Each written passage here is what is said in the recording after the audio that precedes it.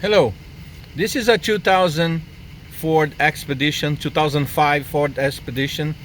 We had a misfire and a cylinder number 6 with a defective ignition coil. So we replaced the ignition coil, cylinder number 6. Now we're gonna use the oscilloscope to make sure all coils, all ignition, all cylinder, it's fine.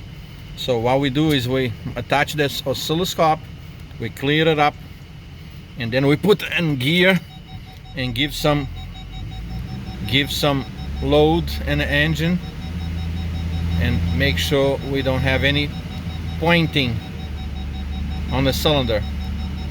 And this way we can check, we can make sure the truck has no misfiring. The point, I mean, it's really all the time in the cylinder when you have a bad cylinder.